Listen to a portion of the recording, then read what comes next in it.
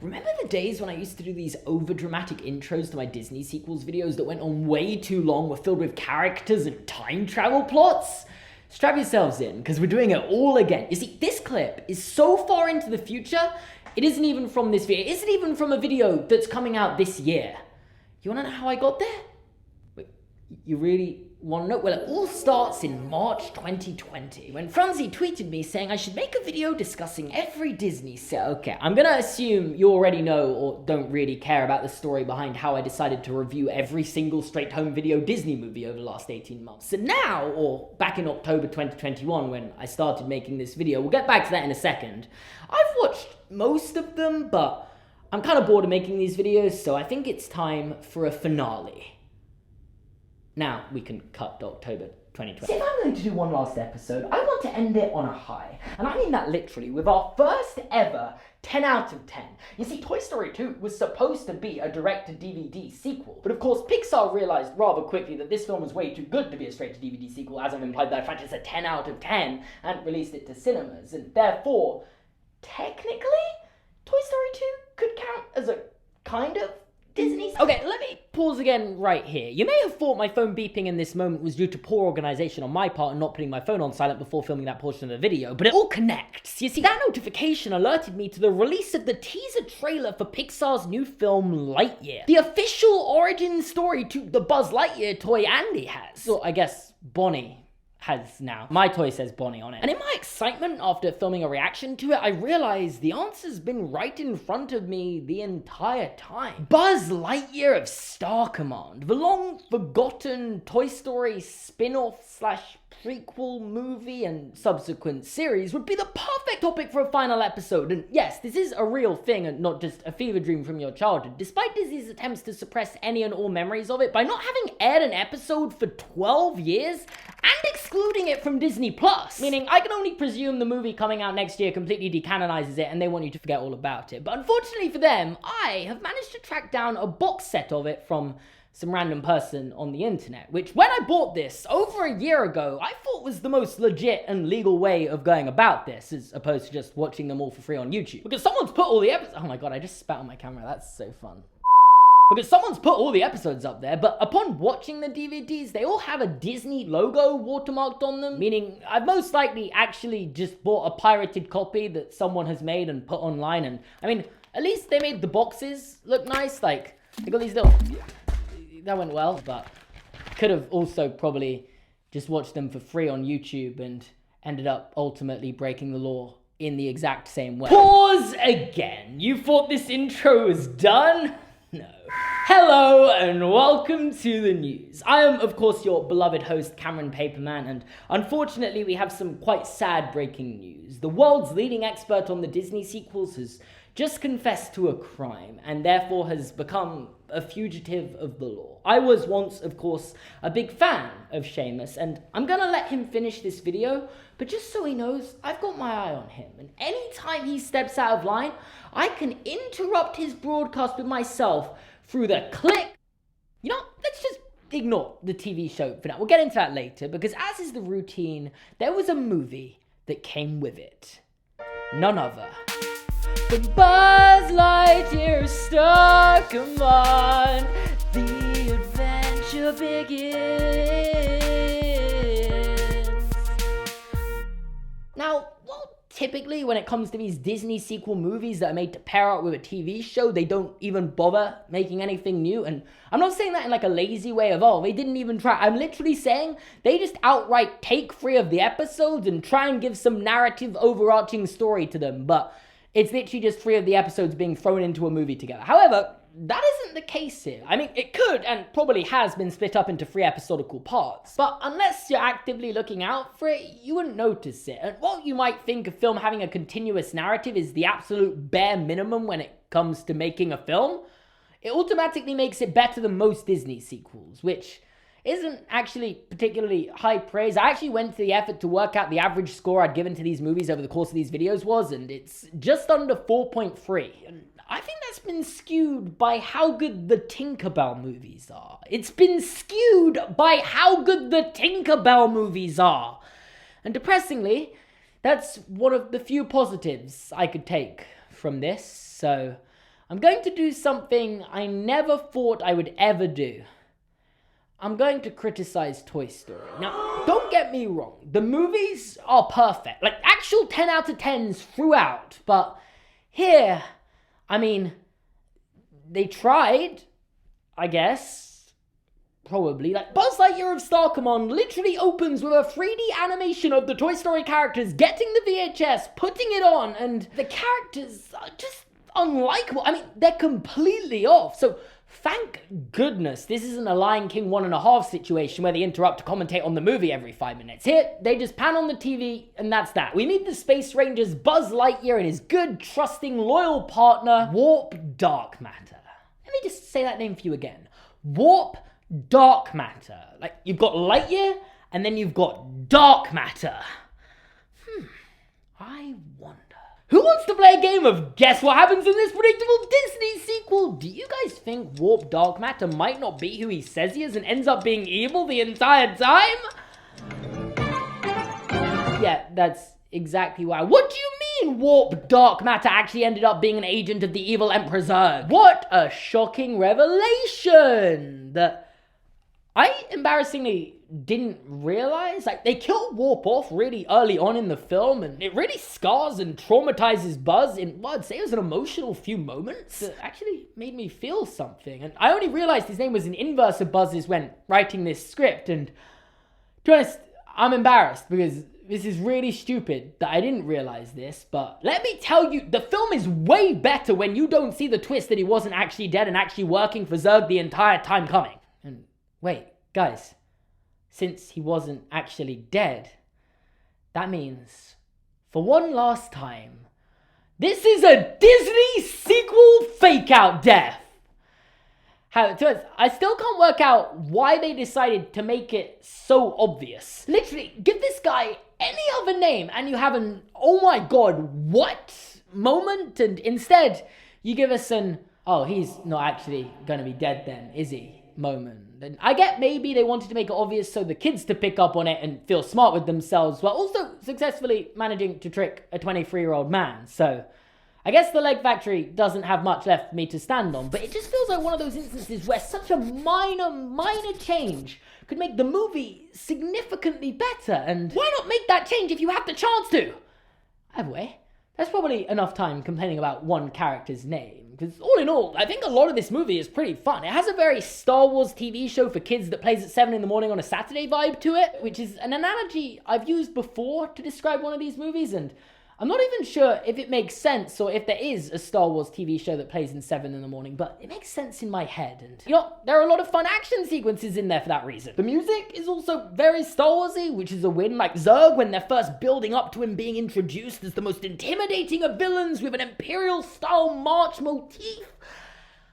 And then he speaks. Where's my cranial dissectable? I'll get into Zurg a lot more later, but it's just anytime I feel like this movie could have been really good, I'm whacked around the head with a reminder that this was made for, well, me 18 years ago. And I remember really enjoying this movie as a kid. And while I couldn't remember any of the aspects of the story, I can see where I had my fun with it. Like learning about the Galactic Alliance and Buzz's character backstory, venturing into this vast universe is very fun for a child with a boundless imagination who isn't quite old enough to get Star Wars yet. And you can definitely tell the writers of the show are fans of Star Wars. And I genuinely found all of the Star Wars references really funny. I've been studying Zurg's planetary defense matrix, and I think a small one-man ship could slip past the defenses unnoticed. Like, that's funny. There's a reference to a planet-destroying weapon. You've even got the princess character, Mira, that Buzz consistently refers to as Princess. That feels like a reference, and they didn't know it at the time, but Star Wars even seemingly ended up referencing them. What are you doing down here? Well, I'm on a routine inspection of the canooter valve. What were you doing? Just Checking doing some checks. the escape pods. No, it's a routine checks. By boarding one. And honestly, just looking at this from a wider lens, this is a really good way to do one of these straight-to-DVD sequels without harming the original. I mean, is Buzz's character annoyingly stubborn with his refusal to get a new partner to the point that it actually makes him hard to root for at times? Yes, but does that feel like a betrayal to the character from the original Toy Story movies in a way that Simba or Ariel could potentially do when they act out a character in their straight-to-DVD sequels?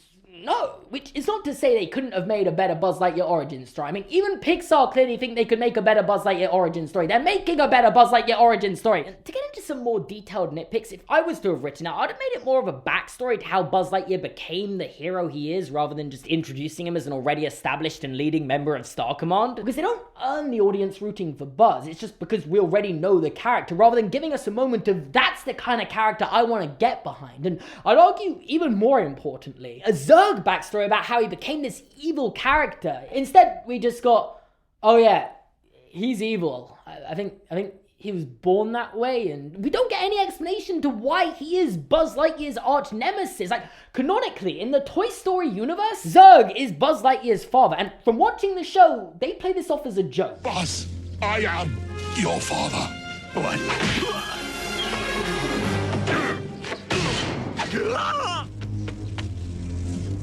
Psych! Something I really hope the movie doesn't do, but just generally, I want to know what he's the evil emperor of. Again, in the show, we meet the president of the Galactic Alliance, which I gather is just essentially the elected ruler of the universe, and I'll talk about her more later because I do have a lot of things to say about that. You get it? Because she has two mouths, so therefore can probably... So, I'm probably not going to get into this character later, but I don't know if it's just me. Anytime she's on screen, it feels like they've made a mistake. Like, her design is just wrong on a fundamental level, and just generally, when it comes to this universe, the characters and terrains have just the weirdest range to the point where they're either the most obscurely designed aliens imaginable, or they look like they've just been pulled straight out of suburban America. There is no in-between. It's either this or that. And sorry, my point was, what does Zurg do? Because honestly, he's more of a Doofenshmirtz style cartoon villain, except without any of the backstory, or even the slightest bit of self-awareness to it. Like, I get this is for kids, and maybe doing a proper intimidating villain isn't the done thing. But turning Zurg into a joke, like... That's where I draw the line. We don't need Zurg to have a bunch of stupid minions that get outsmarted by Buzz Lightyear in every movie and episode so we can say, curse you, Buzz Lightyear, every time. Like, not to completely get ahead of myself, but with the show, they take this to a whole nother level. Zurg could have won and just killed Buzz Lightyear and doesn't out of pure inadequacy on an actual countless number of occasions. Okay. You probably could, I just haven't bothered to. But then I kind of get why. Obviously, you can't kill Buzz or the rest of his team off, but then you also have over 60 episodes that they have to make where they have to get up to interesting enough things to keep the audience engaged. Raising the question, how many times can the main characters escape genuinely serious, life-threatening situations while keeping us invested in the villain? And it just ends up being the impossible balancing act, leading to Zurg and just generally the rest of the villains, who I'll get into in more detail later, being bad villains who feel like they're there more just to be laughed at. And back to the movie, Agent Z, or Warp Dark Matter in disguise working for Zurg, literally has a free chance to kill Buzz, and he just shoots him on the armor and leaves. Doesn't check if he's dead, nothing. And I get you could maybe argue there's more to the relationship with Buzz Lightyear and Warp Dark Matter, but I've watched the show. He's an evil guy. He doesn't turn good again. Evil and good is completely black and white in this series. The evil guys don't have tragic backstories. They're just evil because that's their part in the story. Evil Emperor Zurg likes your style, and I his. I don't know why I'd have even expected something with the tiniest bit of depth, but it's just boring. We want Zuko's. And honestly, I don't even mind the evil plan Zurg hatches in this film with their PG version of a planet-destroying weapon that doesn't actually destroy planets, but instead mind controls the inhabitants. I think that's actually a pretty effective PG version of a Death Star, inevitably leading to him gaining control of the entirety of Star Command, forcing Buzz to finally move past this Mr. Incredible-esque I work alone. arc by bringing together a team of space rangers called Team Lightyear, consisting of Mira, a space ranger who is very clearly more powerful than Buzz, as she can literally travel through walls, and he'd already rejected her as a partner before, so That's the dynamic there. XR, who was Buzz's partner for a bit, but got killed on his first mission by Agent Z that day when he decided to leave Buzz. However, he's a robot, so he just got put back there. He's fine. And Booster, who is just a huge fan of Buzz, and I'm not even sure he knows how he got into the position to save the day. And to be honest, it isn't even all that bad. I just wasn't massively enthralled by it, nor did I have a real connection to the story. It's just kind of an evil people are stupid and good guys win because they know how to work together. So more than anything, watching it makes me nervous that Lightyear is going to end up coming off too childish and isn't going to live up to this film that I built up inside my head. Like, I know it's going to be a PG film. I'm not expecting them to make some gritty and mature space movie. But you can still make an exceptional animation movie in a genre that's traditionally for slightly older audiences. I mean, The Incredibles or even Spider-Man Into the Spider-Verse are great examples of superhero films that are also PG, but they're not childish and cheesy movies. They're some of the best of their kind, in my opinion, and I still have hope that Lightyear can be this animated Empire Strikes Back, but if they are going to achieve that, they're going to have to make it a lot better than this. Put it like this, if Empire Strikes Back is a 9.7 out of 10 for me, this is a 4.7 out of 10, which, I mean, you're half the way there? Is that how rating? I don't know, is a 4 half as good as an 8? In terms of rating, because I'd say a 4 is very bad, whereas an 8 is very good. Is it like a linear? Wow, would you look at that? The infamous host of the Disney sequels show admits he doesn't even know how his own ranking systems work, meaning not only does he break the law, but there is an admitted plotline inconsistency throughout his series, and anyone can interrupt his broadcast for a click of a button. What a loser, you know? He clearly doesn't use Surfshark, because being a virtual private network, Surfshark guarantees your instant online safety by encrypting your personal information and sending you alerts anytime your email address or password gets compromised. Meaning menacing mustache men with big red buttons can't just interrupt your YouTube videos at will. Okay, I'm not sure that's exactly how it works, but you get the idea. And this can help you too, because using Surfshark, you can change your location, which means you can trick the internet to thinking you're in a country you're not, and therefore when you use websites like Netflix, you can get content exclusively available over there. I think particularly anyone based in America and thinks they have access to all the content they could possibly want because they're signed up to about 100 million different streaming services could save money by using this. Like, switch to the UK Netflix and you have access to The Office on there. Switch to the UK Disney Plus and you have access to all of these things through Star that you don't have over there. Not even mentioning, alongside this, it works on an unlimited number of devices. So if this sounds of any interest to you, make sure to use Seamus's code Gorman, Gorman, for a massive 83% off, plus an extra 4 months for free, which is a special Christmas deal. And they give a 30-day money-back guarantee, so there's literally no risk. Check it out in the link in the description down below. It would help out Seamus's channel a lot. And before I send you back, I am going to end with a musical number, because it's Buzz Lightyear of Star Command, the TV series. Okay, maybe it is best Seamus does. You know, you can have him. Unsurprisingly, Buzz Lightyear of Star Command, the show, is a lot more of a slice of life in the Galactic Alliance type of show. The episodes all kind of just do that thing again where they're exploring the vast worlds and planets while Buzz and Team Lightyear are fighting crime, which I think is actually a really fun concept, and I think there are some really fun episodes. But once you've seen one of those episodes, you've kind of seen all of them. They are very standalone, and they're just so formulaic to the point where they all have the exact same structure. Evil villain is introduced right at the start. They do something to mess with Star Command, so Buzz and Team Lightyear have to spend the rest of the episode trying to save the day, and then it always somehow manages to feel rushed and anticlimactic as the Space Rangers head into a big battle and manage to save the day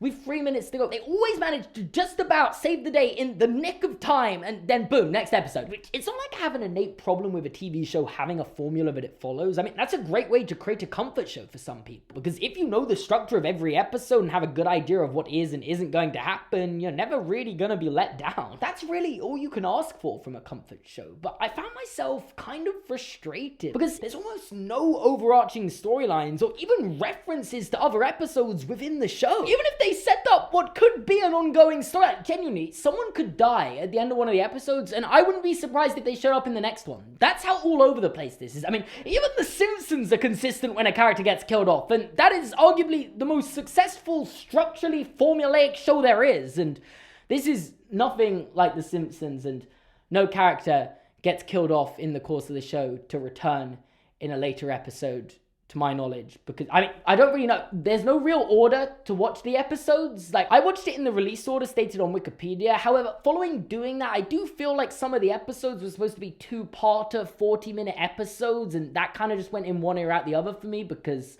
I watched them like 20 episodes apart and couldn't really remember the initial storyline by the time it got to the second episode. But that's not my fault. How was I meant to know the order to watch them in? But then again, I'm not even sure, because I look at episodes like the Lightyear Factor, which for the record is by far one of my favorite episodes. It introduces this alternate universe where Buzz was actually evil, in turn showing a very extreme what the universe would be like if Buzz wasn't good, and essentially, everyone's just dead. And the episode transpires with Zurg bringing him into the show's universe, and evil Buzz is shown to be an extremely effective villain who fully just destroys Star Command at one point, which is one of the most consequential things a villain does over the course of the show. And to save the day, the Star Command from the other universe and the Star Command from the show's universe team up to take down the evil Buzz. And it just felt like a more significant, almost monumental episode of the series, but it's still goes through with the whole everything gets resolved in the last 3 minutes and everyone's happy again thing, which left me wishing I'd got more, ironically, because typically with these Disney sequels I complain about how they've been stretched out because the storylines often go on way too long and outstay their welcome. And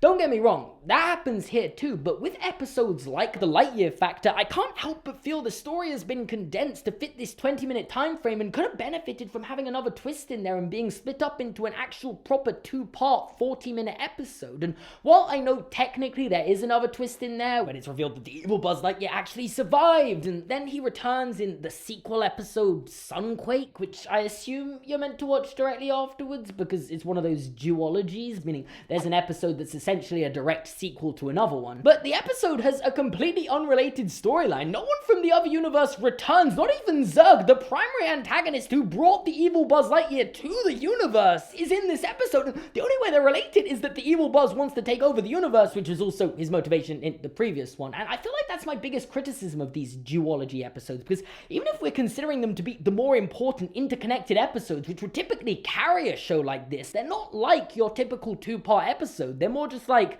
an episode that happened to have a sequel made to it as an afterthought. And to top it all off, the show doesn't have a concrete ending, and there wasn't one for me, leaving the show feeling incomplete. Something I'm still confused about. Like, did it get cancelled? I just thought it didn't get renewed. Like, they made over 60 episodes that all kind of do the same thing and didn't even have the most remote overarching storyline to come away with. Either way, there generally are a lot of episodes I really enjoyed. A space cop type show around Buzz Lightyear is exactly my kind of thing, and the chemistry between Team Lightyear throughout the show was really well done. Buzz, Mira, Booster, and XR all have very different and contrasting personalities that work really well together. Specifically in the show, we get quite a bit of development into both Booster and Mira's personalities and past. There's even an episode delving into Buzz's past, which was tonally very different to the rest of the show. And I think it uses a lot of music similar to the kind of like sort of motif that they use in Toy Story 3. I don't know if that made any sense to anyone, and it definitely wasn't intentional because Toy Story 3 came out after this, and maybe Toy Story 3 was making a reference to that episode of Buzz Lightyear Star Command, and I for some reason doubt that, but either way, it felt like a nice touch to me, and probably only me. And finally, XR has to be my favorite part of this show. Despite being a robot, he has more personality than the rest of the group put together, and I think he's hilarious. Like, genuinely, I'd say he provides 90% of the comic relief in this show, which, now I'm thinking about it, isn't the positive I thought it was. Just generally, I wouldn't say this is the funniest show, at least from my perspective. Most of the time the humor feels like they're trying too hard, which I just find annoying. Like, can you imagine going on an excessive tangent just to try and prove a point in an attempt to be funny, and then eventually, after going on and on and on, you finally say, your mum.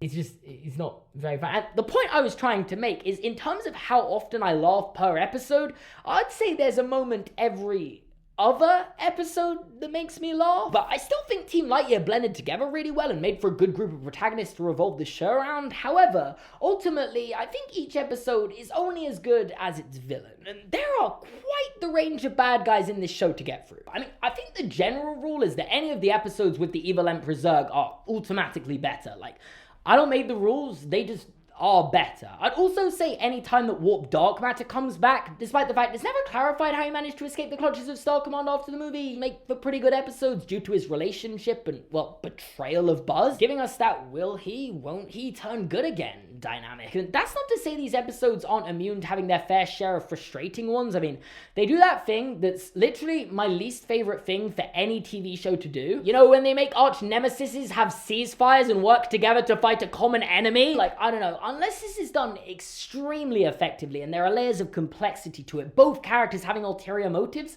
I don't think this can be done well, and it literally just tarnishes any rivalry built up between the characters. And I think I'd just say generally, Buzz and Zurg get along way too well in this show for my liking. I mean, there's literally an episode where they manage to stop Zurg, and instead of the typical he just manages to escape arrest at the end, they just leave. Like, they have him trapped on the ground, and they just leave him there. Did you forget that this guy is literally the evil Emperor Zurg? Why didn't you arrest him?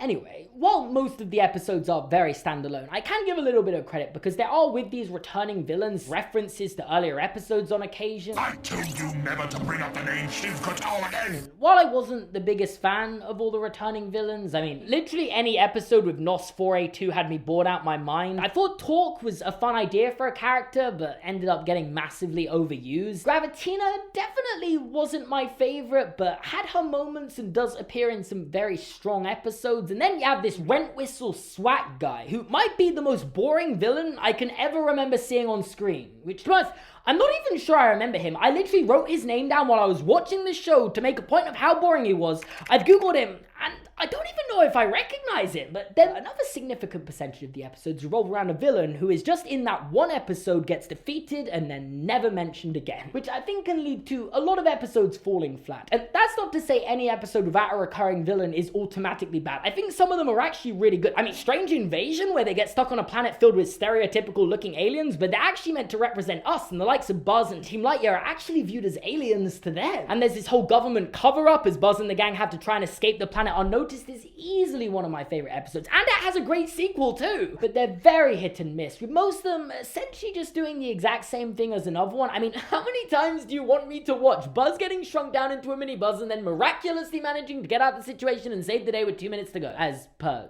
the formula? Like, to be completely honest, I've been working on this video so long, I feel like I've forgotten more episodes than I remember. And if that doesn't show how hit and miss it all is, I don't know what will. Like, I haven't even mentioned, there are time travel episodes, not a time travel episode, time travel episodes. Like, you've got a couple really fun ones where Buzz is tricked into thinking he's been thrown into the future, where he successfully eradicated Zurg and all evil in the universe somehow. Or the one where an older version of Buzz comes back in time to save Mira's life using a time watch, which I love the concept of, is the perfect use of time travel, and for the record, I think all shows should have a time travel episode. But then they also have a Christmas special where they reveal the way Santa Claus delivers gifts to every kid on Christmas night is by freezing time, which, I mean, sure, to be honest, I'm okay with that. It's the fact that Zurg steals this time-stopping device, but still fails to eliminate Buzz Lightyear. Like, there are no limitations to this device, by the way, and I'm having sleepless nights trying to work out how he still failed. It's borderline ruining my life at this point. Like,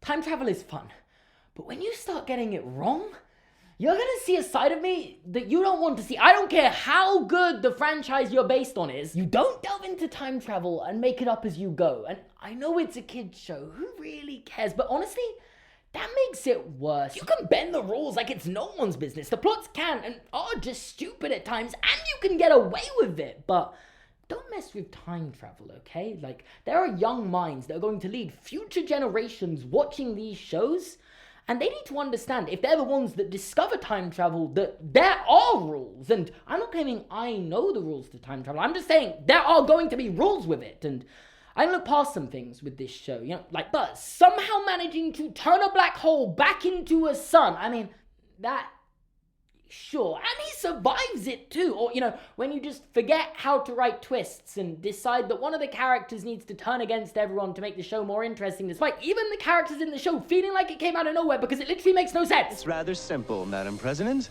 I'm a spy. I work for Zurg. Always have. Or when you forget that certain characters have power sets that have been established and therefore you can't restrain them in a prison cell because they can literally move through walls, or even glossing over that same character learning new abilities that are important for the plot without ever explaining how, because I guess it didn't have time to fit it in the episode. Since when can you use your powers for mind control? Since now. Even the commander's desk being a sentient, returning character. Something I still have no idea what that was all about, but I can look past it. Just don't mess with time travel. And to be honest, I have no idea how I feel like I was making a point, but I lost track of what that point was at some point. But hey ho, let's just get into the final portion of this video and talk about what this establishes for the official Toy Story canon. This is the fun part. Firstly, of course, Santa can freeze time. That is actually real within our universe. I don't want to get into the logistics of why the Galactic Alliance celebrate holidays and traditions that are based off things that happened on our planet, but that is how it happens. He just freezes time, probably why he's old. On a significantly more serious note though, one of the most, if not the most important thing to me while watching this show was the lack of a Buzz Lightyear hair reveal. Like, he literally never takes that space cap off. And while contextually times have changed in the 20 years since this show was released, being in the last month when the Lightyear trailer revealed Buzz has a significant lack of a buzz cut, but a beautiful head of hair, kind of ruining the segment I wrote here. So if you could just indulge me, these are the genuine notes I wrote about Buzz Lightyear's hair. Come on, give us a Buzz Lightyear hair reveal, please. Like, why would he keep his space cap on when his spacesuit is off? It's all I want. He sits around his house with it on. Even when they're doing hospital tests on him, he gets in a hot tub with it on. I am done. Like, genuinely. That is what I wrote about Buzz Lightyear's hair reveal. That is sincere. And actually, an important addition to the Buzz Lightyear character canon is that he has a romantic interest in universe that isn't Jessie. I guess it would be weird if he was in a relationship with a toy, but I mean, he does play with you know, I'm going to stop myself before I finish that sentence. And I know I'm going to be biased here, or at the very least, this is due to the fact I don't know what order to watch the episodes in, but I feel like their relationship comes out of nowhere. Like, I get they wanted to give Buzz a romantic interest, but I'm still trying to work out where it came from. I feel like they met in one of the episodes, and by the next one, they're just in love, I guess. In terms of personal relationships, that's pretty much all they give us for Buzz. Like, apparently, Zurg isn't actually his father. That was a joke. And I don't know how to say this, but I'm not sure what Zurg is. Like, genuinely, I thought he was a human, but he might be a robot? Like, there's this episode where Zurg releases a gas that turns you into a blob monster, and he successfully turns almost all of Star Command into them, but it doesn't affect machines and robots like XR. However, when he gets infected by it, his body turns into a blob, while his head remains Zurg? So is he like a human body with a robot head, I think? Or is this like a Darth Vader reference that he's more machine than man now, just going in one ear out the other? Because could very well be that. I mean, he tries to eat and even cries at some point, so I really don't know. Once again, I'm simply requesting that the Lightyear movie is significantly better than this and actually develops the characters and relationships while also having a lot of Star Wars references. I don't think that's too much to ask for, and while this show was pretty hit and miss, I mean, there were moments where it got to heights of 6s and 7s and moments where it got to lows of 2s and 3s. I think, all in all, the best thing I can do is average it out and give it a 4. And yeah, that's the last time I'm gonna rank something for the Disney sequels show. Wow. Hope you guys have enjoyed these videos. If you had, make sure to leave a like. So that's how you're gonna end the Disney sequels show. Anticlimactically. You're not going to explain what was going on at the start? What were you running from? Why did you have a suitcase? I can't be the only one who cares about this. We can't let him get away with this. I'm going to cut back to you right now. You aren't getting away.